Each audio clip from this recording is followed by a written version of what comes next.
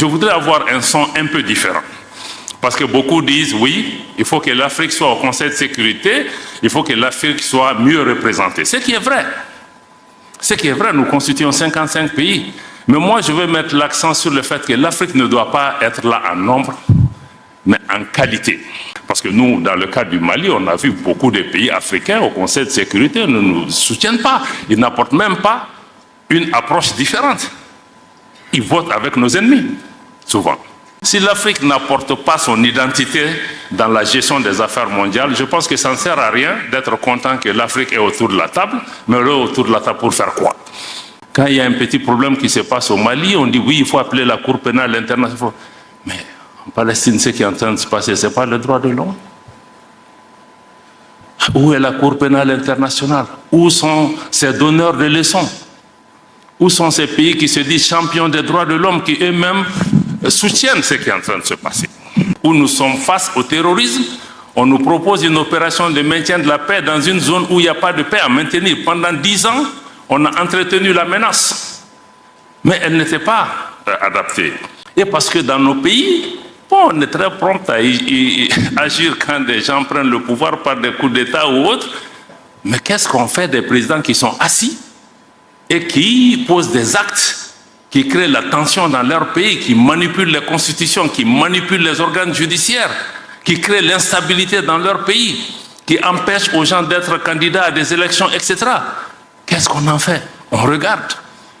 Maintenant, quand il y a un changement, je connais même les playbooks de ces organisations. Tout le monde s'élève, mission, on fait 10 sommets qui n'aboutissent à rien. Donc, ça peut paraître trivial ou basique. Mais je pense que c'est important si on se rappelle le contexte dans lequel nous sommes dans notre région aujourd'hui, où les chefs d'État du Mali, du Burkina, du Niger, de la Guinée, leurs ministres des Affaires étrangères sont interdits de voyager dans la région. Même dans les pays en guerre, ou les pays qui se font la guerre, je crois que les ministres des Affaires étrangères doivent voyager pour résoudre. Comment nous pouvons résoudre les problèmes si on nous empêche même d'aller parler dans les pays voisins? Et à contrario, la CEDEAO veut envoyer des émissaires dans nos pays. On dit non, ce n'est pas acceptable.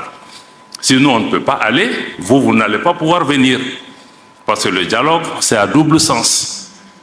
Et même dans notre tradition africaine, mais pendant les guerres, les griots à l'époque étaient ceux qui étaient autorisés à parler. Donc je crois que ça peut paraître basique ou trivial, mais on n'a pas encore compris que les problèmes dans lesquels nous sommes confrontés, il faut que nous parlions, il faut que nous dialoguions, et que là où le Mali a trébuché aujourd'hui, d'autres pays peuvent tomber dans le même problème. Donc je crois que je voulais vraiment rappeler ça et rappeler l'importance de ce forum. Sur le thème, Smaël, je pense que tu as déjà touché à beaucoup de ces questions.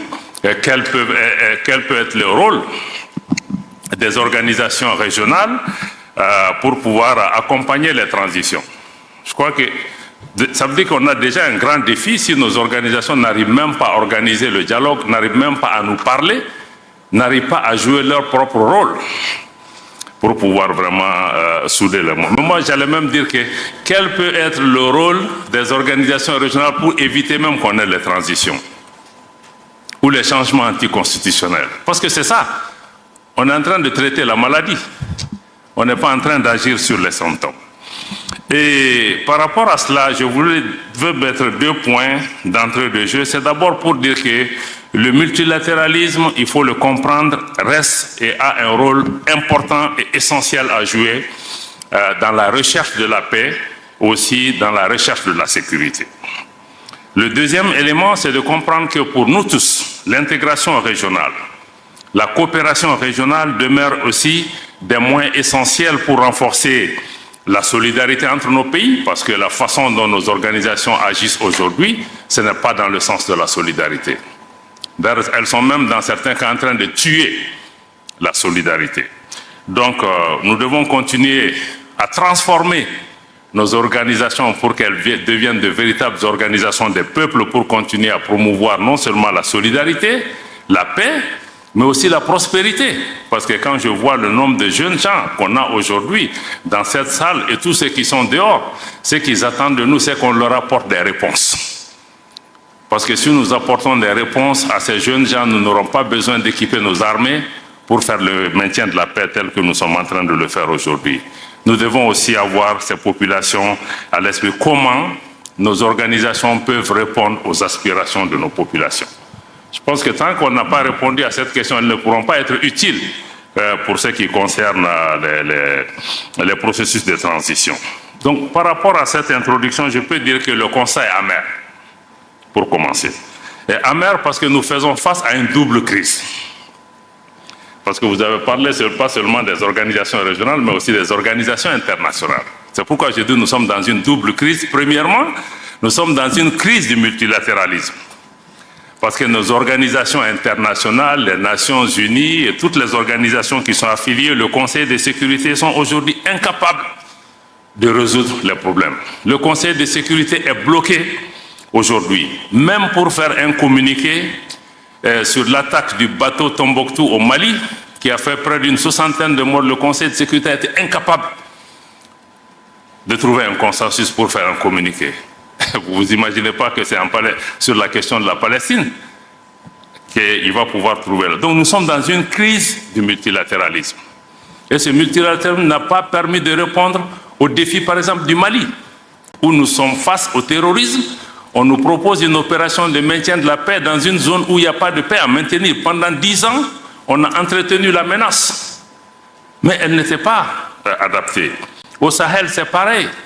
La situation en Ukraine, la situation en Palestine, comme je l'ai indiqué, dans tous ces cas, comme Chergui l'a indiqué, nous sommes dans une crise de la gouvernance mondiale qu'il faut revoir pour qu'elle soit plus représentative, plus démocratique, plus juste, plus équitable. Parce qu'on ne peut pas aujourd'hui demander au pays d'avoir la démocratie en interne et que les relations internationales ne soient pas elles-mêmes démocratiques et qu'un groupe réduit, un club de pays puisse diriger le monde en laissant la majorité des forces économiques, sociales, politiques qui ont émergé aujourd'hui. La situation géopolitique mondiale s'est totalement transformée, mais cette réalité n'est pas reflétée. C'est pourquoi le système multilatéral aujourd'hui, qui nous accuse, nous, régime en transition, de ne pas être légitime, mais ce système même n'est pas légitime, parce qu'il ne reflète pas la réalité géopolitique mondiale. Donc nous sommes dans cette crise, mais par rapport à ça aussi, je voudrais avoir un son un peu différent. Parce que beaucoup disent, oui, il faut que l'Afrique soit au Conseil de sécurité, il faut que l'Afrique soit mieux représentée. Ce qui est vrai. Ce qui est vrai, nous constituons 55 pays. Mais moi, je veux mettre l'accent sur le fait que l'Afrique ne doit pas être là en nombre, mais en qualité, en substance. Parce que si nous avons une Afrique qui vient pour être traînée par d'autres puissances, être une chair à canon qui est répartie entre les puissances, non. Si l'Afrique vient, quelle est sa valeur? Quelle voie différente elle apporte? Parce que nous, dans le cas du Mali, on a vu beaucoup de pays africains au Conseil de sécurité ne nous soutiennent pas. Ils n'apportent même pas une approche différente. Ils votent avec nos ennemis, souvent. Donc je pense que s'il y a une Afrique qui doit avoir la place, il faut que ça soit vraiment une voie différente, mais aussi une voie de plus. Si l'Afrique n'apporte pas son identité dans la gestion des affaires mondiales, je pense que ça ne sert à rien d'être content que l'Afrique est autour de la table, mais elle est autour de la table pour faire quoi? Si elle ne dit pas ce qu'elle doit dire, si elle ne parle pas au nom de nos populations, si elle ne dénonce pas, parce qu'aujourd'hui, certaines de nos organisations sont là pour perpétuer des systèmes néocoloniaux. Ce n'est pas acceptable. Ce n'est pas pour ça qu'on les a établis. Donc je pense que, donc ça c'est le premier point, la double crise multilatérale et aussi l'instrumentalisation de ces organisations internationales, y compris au niveau du Conseil de sécurité ou d'autres organisations. On a vu, la Libye a été attaquée avec une autorisation du Conseil de sécurité des Nations Unies. 10 ans après, on a le problème, ça a déstabilisé tous nos pays. Donc souvent, on se demande si ces organisations même ne sont pas là pour maintenir, entretenir la menace, pour justifier leur existence et voiler leur inefficacité souvent. Et aussi, tout le monde a dénoncé ici depuis la politique de 2 poids 2 mesures enlève la crédibilité à ces organisations. Quand on parle aujourd'hui des droits de l'homme, bon, c'est devenu une religion. C'est devenu une religion. Quand il y a un petit problème qui se passe au Mali, on dit oui, il faut appeler la Cour pénale internationale. Mais en Palestine, ce qui est en train de se passer, ce n'est pas le droit de l'homme. Où est la Cour pénale internationale? Où sont ces donneurs de leçons? Où sont ces pays qui se disent champions des droits de l'homme, qui eux-mêmes soutiennent ce qui est en train de se passer? Je peux donner d'autres exemples par rapport aux droits de l'homme. Est-ce que c'est ça le droit de l'homme? La politique de 2 poids 2 mesures. Si je suis ami avec quelqu'un, je ferme les yeux. Non. Donc ce ne sont pas les principes. Ça enlève le truc. Même la démocratie. On nous accuse des 1000 noms d'Israël, mais en réalité, ceux qui prétendent promouvoir la démocratie, ce n'est pas la démocratie qui est en question, ce n'est même pas l'intérêt de nos pays. C'est leurs propres intérêts. Parce que quand vous voyez que quand la démocratie ou les institutions sont menacées dans le pays, en fonction du fait que ce pays est avec moi ou n'est pas avec moi, ou les nouveaux gouvernements sont avec moi, je me prononce. Est-ce que c'est ça la démocratie? Donc nous-mêmes, nous devons pouvoir vraiment prendre ces questions. Donc je voulais dire que le système multilatéral, sur cette partie de la double crise, est incohérente et inconséquente par rapport aux réponses à nos questions. Maintenant, la deuxième partie de la double crise, c'est maintenant la crise de nos organisations régionales. Ce qui est vraiment le point sur lequel je voudrais pouvoir inviter la réflexion. Je pense que Chergui a beaucoup parlé de cette question. Naturellement, aucun de nous n'est satisfait. Nous, régime en transition, ni les autres, par rapport à la réponse qui est apportée à cette question. La première chose, c'est de mettre l'accent sur l'incapacité de nos organisations à anticiper, à prévenir et à agir en amont. Ismaël a touché sur la question. On dit early warning, early warning. Non, ce n'est pas early warning. Tout ce qui s'est passé au Mali, au Niger, au Burkina, en Guinée, mais on a vu venir, on n'a pas besoin d'être savant. Qu'est-ce qui a manqué? Mais il n'a rien fait. Il n'y a pas eu d'action. Et parce que dans nos pays, bon, on est très prompt à agir quand des gens prennent le pouvoir par des coups d'État ou autres.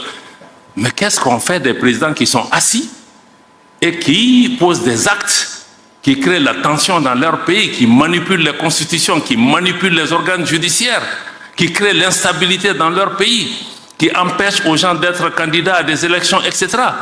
Qu'est-ce qu'on en fait? On regarde. Maintenant, quand il y a un changement, je connais même les playbooks de ces organisations. Tout le monde s'élève, mission, on fait 10 sommets qui n'aboutissent à rien. Donc je pense que ça, notre incapacité à anticiper et à répondre est un problème. Et aussi l'absence de solutions adaptées à ces changements anticonstitutionnels. Parce qu'on a l'impression que, comme les anglophones le disent, one size fits all. Quand il y a un problème au Mali, quand il y a un problème au Gabon, quand il y a un problème au Tchad ou ailleurs, on a la même solution. On a le même remède pour toutes les solutions. Est-ce qu'on peut être un peu plus créatif, que ce forum nous aide aussi à avoir du recul, à se dire que oui, chaque situation est peut-être différente. Les pays, le Mali, le Niger, le Burkina font face à une situation sécuritaire extrêmement compliquée, extrêmement difficile, et où des pays ont perdu 40 à 50% de leur territoire face à l'insécurité. Mais qu'est-ce que ces organisations ont fait pendant ce temps? Le ministre, le général Toumba en a parlé ce matin. On n'a vu personne. La CEDEAO elle-même et même l'Union africaine, ils ont sous-traité cette responsabilité aux Nations Unies qui elles-mêmes n'étaient pas capables de répondre à cette question. Aujourd'hui, le Mali, le Burkina ou le Niger dépendent 25% de leurs ressources propres pour faire face à la lutte contre le terrorisme. Parce que, au Mali en particulier, l'exemple que je connais, les changements de pouvoir auxquels on a assisté, c'est surtout l'exaspération, la frustration de la population face à l'incapacité des pouvoirs politiques à répondre à cette situation. Donc si la CEDEAO et les autres organisations veulent aider, ils doivent d'abord fixer ce problème. On ne peut pas venir dire aux gens seulement organiser des élections ABCD. Même pour les élections, pour qu'elles soient inclusives, il faut que l'État soit présent sur l'ensemble de son territoire. Donc je pense que ça, il faut vraiment des solutions adaptées à chaque situation. Et aussi comprendre que la peur ne peut pas constituer une politique. Je sais que dans beaucoup de pays, les gens ont peur, qu'il y a contagion des coups d'État. Est-ce que cette peur a empêché que les choses se passent? Donc, au-delà de la peur, moi, je crois qu'il faut qu'on soit pragmatique. Comme le cas du Niger, on l'a indiqué. Ce qui s'est passé, il ne faut pas être devin, mais il faut engager les gens, il faut parler avec les gens pour trouver des solutions. Donc, je pense qu'il faut vraiment ce pragmatisme-là qui est nécessaire. J'ai déjà parlé de l'absence de solidarité, mais aussi, nos organisations doivent fondamentalement changer de logiciel. Il faut comprendre des pays comme le Mali, nous avons souscrit à toutes ces organisations. Nous savons que dans ces organisations, quand il y a un coup d'État, il y a changement anticonstitutionnel, les règles s'appliquent. Et les règles qui sont là, c'est la suspension des instances de ces organisations, conférence des chefs d'État, conseil des ministres, etc. Mais ce n'est pas l'ostracisme et l'exclusion. C'est pourquoi l'OME est importante par rapport à ça. Parce que dans certains cas, non seulement les pays sont sanctionnés, mais sont punis. Pas seulement punis, pas seulement les dirigeants, mais on punit toute une population, sans punition collective. Parce qu'on cherche le président, on cherche telle ou telle chose. Est-ce que le peuple nigérien mérite qu'on lui coupe l'électricité, l'eau, la nourriture, les médicaments? Par rapport à ce qu'est-ce qu'elle a à voir dedans? Donc moi je crois que vraiment... Et le plus grand problème aussi, c'est que... non, on va même au-delà de ça. On envisage une intervention militaire. C'est pourquoi le Mali, le Burkina, on a mis le pied tout de suite. Pour dire que si on attaque le Niger, parce que ce n'est pas la démocratie qu'on cherche à promouvoir, on cherche à avancer l'agenda d'une ancienne puissance coloniale qui a perdu pied et qui utilise nos organisations pour revenir. Ce n'est pas acceptable. Et nos organisations ne doivent pas constituer une menace pour nous et nos populations. Quand je vois la CEDEAO, je vois l'Union africaine, je vois la BCEAO, ça doit me rassurer. Mais aujourd'hui, ces organisations nous font peur à nos populations, constituent des menaces dans certains cas. Donc ça, c'est extrêmement important qu'il faut qu'elles changent leur logiciel pour sortir du mode punition-sanction, parce que si la sanction marchait, le Burkina a basculé quand le Mali était sous sanction. Le Niger a basculé, donc quelque part on doit s'arrêter comprendre, est-ce que le tout sanction, tout punition, ça marche?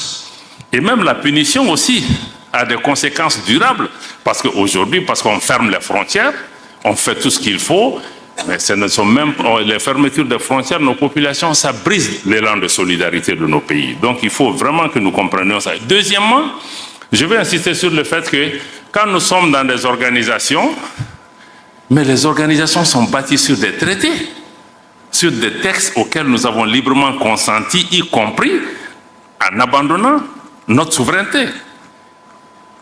Mais dans beaucoup de ces organisations, à la CEDEAO, à l'UEMOA, les textes ne sont pas respectés. La fermeture des frontières, la mise sous embargo des pays n'est dans aucun texte de la CEDEAO. Je défie qui que ce soit de me sortir dans un texte de la CEDEAO où on a prévu la fermeture de frontières, de me sortir un texte du traité de l'UEMOA où on a prévu d'exclure un pays pour des considérations politiques, de me sortir le truc de le statut 4 de la Banque centrale des États de l'Afrique de l'Ouest interdit à la banque de recevoir des ordres de pouvoir politique pour pouvoir agir. Pourtant on ferme nos banques centrales. Donc, comment vous pouvez exiger l'état de droit au sein des pays et ne pas appliquer l'état de droit dans les organisations? Ça, je crois que ça décrédibilise les organisations. Je vois que Chergui commence à bouger, peut-être que je dépasse mon temps. Donc, on est dans un paradoxe à ce niveau. Et l'autre question, je ne pourrais pas finir sans mettre l'accent aussi sur l'instrumentalisation de nos organisations. Je pense que j'ai parlé de ça plusieurs fois. On se comprend très bien. Ce n'est pas normal que les gens viennent parce qu'ils financent nos organisations pour pouvoir dicter leur agenda et utiliser notre organisation par rapport à leurs propres objectifs. J'ai expliqué à certains qu'au sommet de l'Union africaine, l'Union européenne par exemple, on ne nous voit pas. Mais pourquoi d'autres veulent venir dans nos débats, nous? On peut avoir un partenariat, mais dans le cadre du... Donc nos organisations sont instrumentalisées. Cette instrumentalisation conduit à la politique de 2 poids 2 mesures parce que On ne définit plus les choses en fonction de nos propres paramètres, mais parce que, bon, les autorités françaises sont contre le Mali. Ah, il faut les suivre parce que, bon, tel pays a une attitude bienséante. Donc, je pense que ça pose un problème de crédibilité de nos organisations. Et le G5 Sahel, c'est la même chose. Notre frère est là, Maman Sidikou, il était secrétaire exécutif du G5 Sahel. Le Mali est un pays fondateur du G5 Sahel. La France, qui n'est pas membre du G5 Sahel, dicte sa loi. Moi, je paye ma contribution. Un autre pays vient dire que le Mali ne peut pas assumer la présidence du G5 Sahel. Comme le disent nos amis ivoiriens, on est où là? Donc ça, ce sont des problèmes. Ce n'est pas qu'on imagine, mais c'est réel. Donc ceci nous amène à nous interroger sur la crédibilité. Aujourd'hui, la jeunesse africaine, j'ai entendu beaucoup de gens, nos populations se posent comment ces organisations sont perçues. Moi, je suis certain que ces puissances qui jouent ce jeu, leur objectif même, c'est de décrédibiliser nos organisations. Quand ils disent, ouais, on est derrière la CEDEAO, et vous prenez le micro souvent pour prédire, on a vu des ministres français, ou même le chef de l'État, prédire les conclusions des sommets de la CEDEAO sans qu'aucun responsable de l'organisation les rappelle à l'ordre. Donc, je pense que c'est ça. Bon, donc, je pense que par rapport à tout ça, qu'il y aura définitivement un impact sur l'intégration, la solidarité africaine si on ne prend pas des mesures. Pour des pays comme le Mali, on aurait pu continuer à protester, à agir, à faire des communiqués, mais nous avons dit aussi que quelque part, il faut que nous apportons une alternative, une réponse géostratégique. C'est pourquoi on a décidé de mettre en place l'Alliance des États du Sahel, pour plusieurs raisons, parce qu'on ne veut pas une organisation qui soit téléguidée de l'extérieur. Deux, c'est que nous avons décidé que nous finançons cette organisation. Si vous voyez la charte, elle n'a pas prévu que nous recevons de l'argent de qui que ce soit. Pour être très clair. Donc, s'il y a des réponses sécuritaires, ça doit être des réponses sécuritaires à la hauteur de nos moyens. Et les moyens, nous en avons. Nous ne sommes pas aussi pauvres que ça, parce que c'est la géopolitique qui crée cette pauvreté et l'entretien. Donc, nous voulons aussi proposer une nouvelle approche de la solidarité et de l'intégration régionale. Chaque pays a une voix, pratiquement un droit de veto par rapport à tout ce qui se décide. Nous voulons aussi travailler pas seulement sur les questions sécuritaires à travers cette alliance militaire, mais aussi travailler sur les questions de développement, y compris les questions monétaires qui sont tabous aujourd'hui. Nous allons toucher à toutes les questions, comment notre organisation peut répondre aux attentes des populations du Liptako-Gourma. Ce qui est important aussi dans cette organisation, c'est qu'il y a une volonté populaire. Les populations, il y a une symbiose entre nos populations qui soutiennent cette initiative. Donc ça me semble être important. Donc en conclusion, et pour terminer, je pense que pour que nos organisations soient crédibles, il faut qu'elles soient elles-mêmes capables d'apporter les changements qui sont attendus par les populations. En premier lieu, il faut d'abord qu'elles remplissent leur vocation première, qui est de réaliser la solidarité africaine, l'intégration africaine. Et 60 ans après les indépendances, aucun de nous ne peut être fier du résultat de nos organisations en termes d'intégration. Aujourd'hui, si on ne prend que la libre circulation des personnes et des biens, les non-africains circulent plus librement en Afrique que nous-mêmes. Je ne parle pas des infrastructures, je ne parle pas d'autre chose.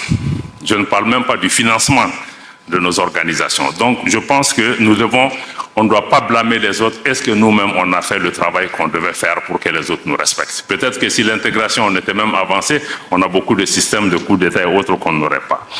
Donc, je pense qu'il faut renforcer la solidarité. Mais il faut surtout des organisations où un leadership africain est affirmé et assumé. Parce que quand on parle de solution africaine, c'est qu'il faut un leadership africain. Et le leadership africain, c'est qu'il faut que les autres nous respectent. Il faut qu'on impose une respectabilité aux autres pays. Ce n'est pas parce que vous êtes des grands pays, vous êtes ceci, cela, que vous allez pouvoir venir. L'Afrique, ce n'est pas un pays. C'est 55 pays. C'est des populations avec une tradition, une culture millénaire, avec leur fierté. Donc je pense que nos organisations doivent pouvoir se ressaisir. Chacun de nous dans nos organisations, travaillons à faire de nos organisations des peuples et non des organisations d'État ou de chefs d'État ou de groupes. Je pense que tant que nous n'allons pas dans cette direction, nous aurons toujours des problèmes parce que nos populations ne sont pas impliquées, que souvent même les chefs d'État et nos leaders n'arrivent pas à tenir face à cette ingérence extérieure. C'est ce que je voulais partager avec vous en restant à l'écoute pour les questions qui peuvent venir, mais je crois qu'il faut que nous-mêmes nous posions les bonnes questions, mais tout ce dans quoi nous sommes les premiers responsables. Merci.